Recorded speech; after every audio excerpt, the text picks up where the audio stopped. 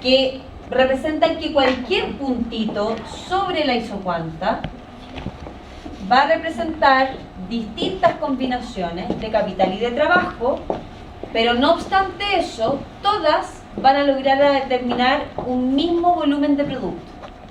Entonces yo puedo producir con A unidades de capital, mucho más capital y menos trabajo, y producir las mismas unidades de bien. Puedo producir con B unidades de capital y L unidades, no sé, no sé, y B unidades de mano de obra, la misma cantidad de producto, o puedo producir con K unidades, o sea, C unidades de capital y C unidades de mano de obra, que ahí tiene mucho menos capital y en proporción más mano de obra, la misma cantidad de producto. Entonces yo ya entiendo que dentro de una misma representación matemática voy a poder tener, primero, múltiples alternativas, pero eso también es una dificultad, porque en el fondo esas múltiples alternativas todas convergen en un mismo nivel de producto. Entonces tengo que poder determinar después objetivamente cuál de ellas es mejor, ¿ya? Porque como todas convergen en la misma cantidad de bien, me puedo quedar con cualquiera de ellas. Pero la única diferencia que tengo que tener muy clara es que sobre una misma isocuanta yo puedo representar distintas combinaciones de factores y puedo llegar a un mismo nivel de producto, pero básicamente que esa combinación de factores me va a definir si yo soy más concentrado en unidades de capital o más concentrado en unidades de mano de obra. Y de alguna manera uno logra intuir que aquellas producciones que son más intensivas en capital son también aquellas que son más industrializadas, ¿no es cierto?, más tecnologizadas, y aquellas que son más intensivas en mano de obra son mucho más artesanales, ¿ya? Entonces uno también converge en ciertas soluciones de concentración de uso de recursos. Esa es el primer gran concepto o la primera representación que vamos a entender dentro del concepto, ¿no es cierto?, de la definición de la producción, que va a representar, ¿no es cierto?, una función donde combino factores y obtengo productos. Acá hay un ejemplo que está planteado en la PPT. Dice ejemplos de tipo de producción. Locomoción colectiva es el servicio final o producto y es producido por una combinación de factores como cualquier bien o servicio, tal que se mezcla un chofer con un bus. O sea, cuando uno se sube al Transantiago, hoy día, así como están las cosas, hay un conductor y una máquina, por decir a grandes rasgos los factores combinados, ¿no es cierto? No es que uno se suba al bus y vaya un chofer y vaya el chofer de reemplazo, como lo hacen en los recorridos de más largo trayecto, ¿no es cierto? Ahí tenemos la combinación de una mano de obra, que supuestamente tiene la capacitación y el permiso para hacerlo, y un equipo, ¿no es cierto?, que es la máquina, el bus, lo que quieran, que lleva, ¿no es cierto?, a la gente. ¿Podría haber alguna mezcla distinta? Sí, posiblemente la hay. Podría haber en el fondo buses a lo mejor autoconducidos que no requieren chofer y que tienen algún mecanismo, algún software que permite, ¿no es cierto?, que el bus ande de manera autónoma y que pare solamente en los paraderos, ¿no es cierto?, regulados y por un volumen de tiempo que permita bajar la gente, qué sé yo, con cosas bien estandarizadas. Y a lo mejor no necesitamos el chofer. Y ahí la mezcla cambia. Bueno, ahí hay un cambio tecnológico y hay una forma de producción que varía. Ese tipo de bien y forma de producir tiene nula capacidad de sustitución entre insumos. Claro, así como conocemos los buses hoy día, parece que no hay mucho espacio a la sustitución. Pero podría haberlo, sí, posiblemente si se diseña algún tipo de otra alternativa, ¿ya? Bien podríamos cambiar la experiencia del conductor o lo nuevo o antiguo del bus, pero no por eso logramos un producto diferente. Miren qué interesante, o sea, yo podría tener un conductor, supongamos de 60 años con 30 años de experiencia manejando un bus y lo cambio por uno más jovencito que está recién incorporándose, ¿no es cierto?, al tema del manejo del bus, pero no cambié la función de producción. Cambié el tipo de insumo, que me puede dar productividades mayores o menores y yo tendré que saber medir si tengo un beneficio de ese cambio o no. O puedo refaccionar el bus y dejarlo más actualizado, pintarlo, cambiar las butacas, pero sigue siendo bus, con una misma capacidad, con un mismo... Se fijan que en el fondo no hay que confundir de alguna manera la combinación de insumos y el resultado del tipo de bien en términos tecnológicos con mejoras que uno le haga al proceso productivo. Porque eso puede cambiar en algunos casos la productividad, pero lo que uno busca acá es encontrar cuál es el mecanismo de mezcla. de los factores, sí. Es como el ejemplo de la estación de metro, que algunos vagones cuentan sin chofer, por ejemplo. Sí, claro. Bueno, ahí vamos a llegar en algún minuto a esa conversación, porque hoy día es un tema súper real. De hecho, en el curso yo hago Economía Internacional y lo hice leer hace poquito el último informe que sacó la Organización Mundial de Comercio. Y el informe completo estuvo destinado y orientado a analizar el efecto de la economía digital en el comercio internacional. Pero eso cuando uno lo lleva a elementos productivos, o sea, hoy día ninguno de nosotros podemos hacernos los tontos en no entender que lo que viene ahora es la incorporación de la inteligencia artificial y que muchos trabajos de baja calificación o nula calificación van a ser claramente reemplazados por inteligencia artificial. Entonces, ¿qué significa eso? ¿Que la inteligencia artificial desplaza al ser humano? No, significa que el ser humano tiene que formarse en otro tipo de cosas y esta misma inteligencia artificial va a desarrollar otras necesidades.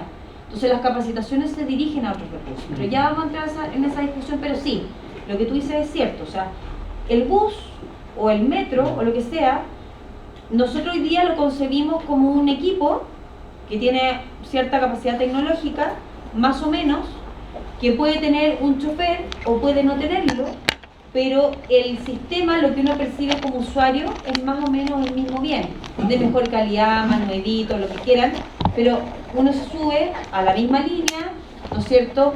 Más o menos los trenes, los vagones tienen capacidades más o menos similares porque el túnel ya está hecho. O sea, es que en eso también hay que pensar, el túnel ya está hecho. Entonces, yo no puedo meter en el fondo un tren mucho más grande, uno más largo puede ser.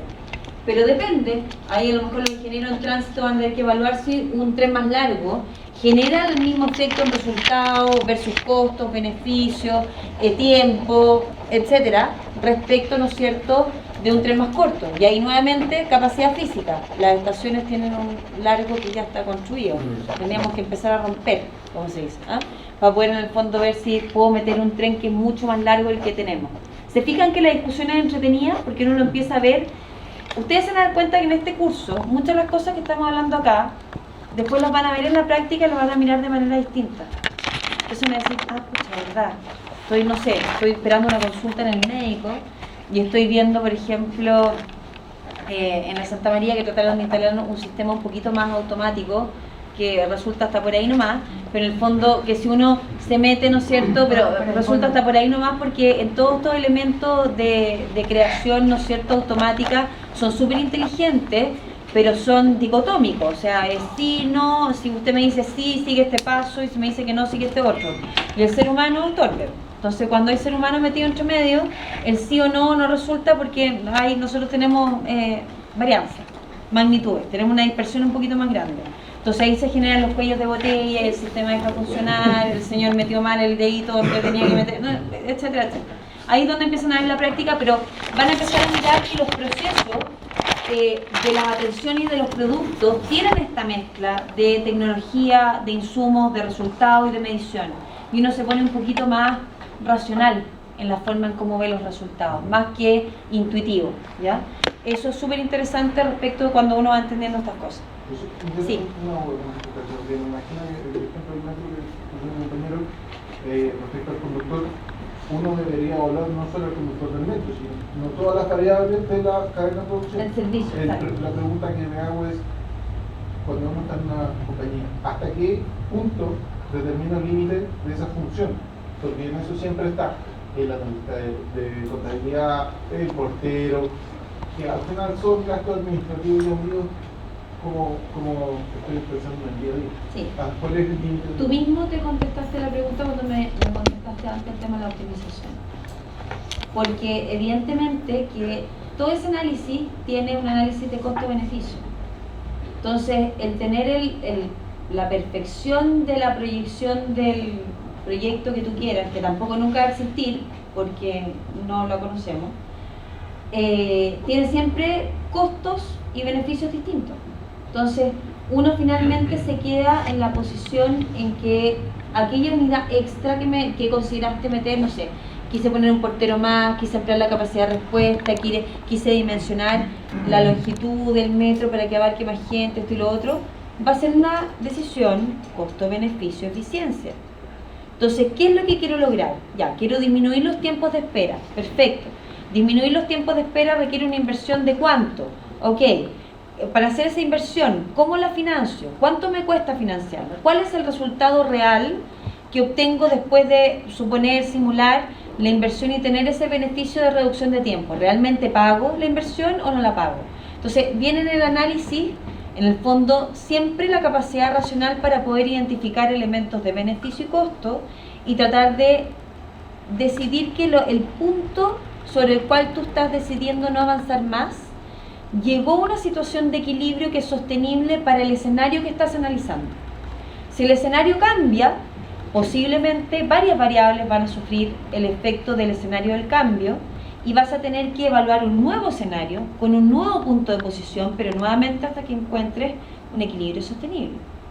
O sea, en el fondo, a lo que voy con esto es que no es que tú tomes una decisión y esa sea la definitiva y te quedes de ahí para siempre. Esto es un monitoreo permanente porque todo el entorno se va ajustando. Y lo peor de todo es que ojalá, que esto es un tema que es casi como discurso de día, más encima uno quiere tener el control de la situación y no puedes tenerlo porque hay un montón de variables que son exógenas que no manejas. Entonces, de todo, político, o sea, por ejemplo, hasta el tema de la seguridad. Yo contrato una empresa externa y resulta que la empresa externa se enfrenta a otras dinámicas y a otros procesos.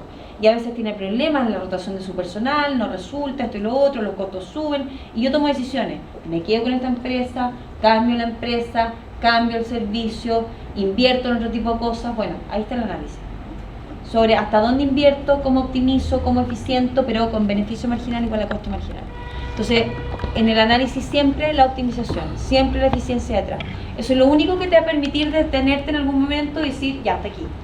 Este es el punto que ahora puedo asumir. En otro momento podré asumir otro, pero hoy día esto, bajo el escenario, esto es lo que puedo abordar. ¿Ya? En producción los factores se agrupan en grandes grupos. Mano de obra que reúne la calificada, no calificada, la capacidad empresarial, como lo que les puse acá. Las materias primas reúnen plástico, acero, servicios, repuestos, insumos. El capital, suelo, edificios, maquinaria, existencia también. Tengo inventarios acumulados, estoy sobreestoqueado. Eso está dentro del valor, es capital.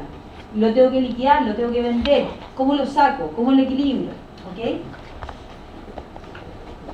Tipos de producción y tecnología. Otro ejemplo en producción puede ser la entrega de conocimiento, que era lo que yo les explicaba acá. Por ejemplo, yo trabajé harto tiempo